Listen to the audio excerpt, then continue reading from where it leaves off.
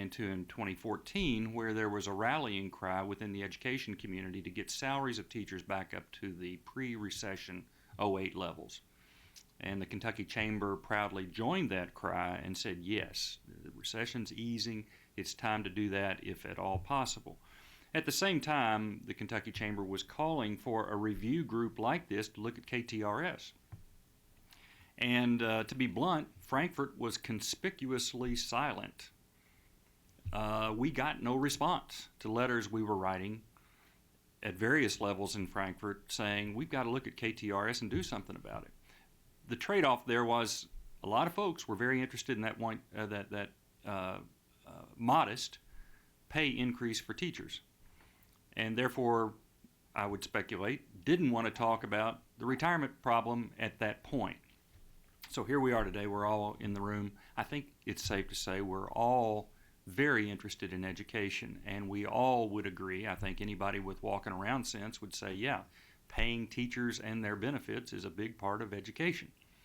So that, I don't think, is really the issue, but there are practical trade-offs. If we don't solve this problem and get the retirement system on a sustainable footing in whatever structural format we can agree to, and the legislature would then agree to, hopefully, and a governor would put his John Hancock on there too, there will be very real cuts to education. We've already seen non-SEEK investments diminished, which is summer school, which is textbooks, which is professional development, which is the Department of Education, which is KET broadcasting. You know, a lot of education expenses that have been reduced while we've tried to hold harmless the SEEK formula, which I admire.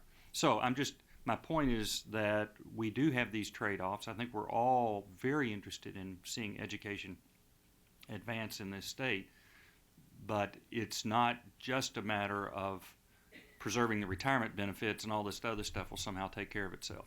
I did not hear Mr. Sunderland say anything about saying, here's our DC plan or our hybrid plan.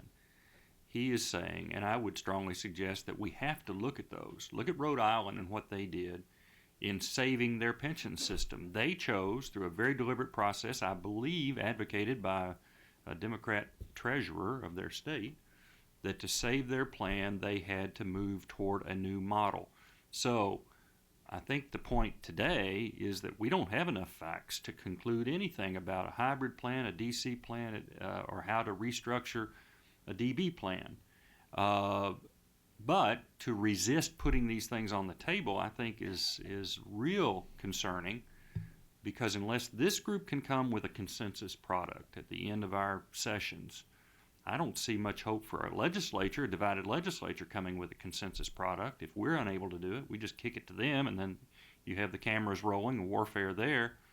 If we're going to solve this, I think we've got to work to find a solid plan, hopefully with strong consensus.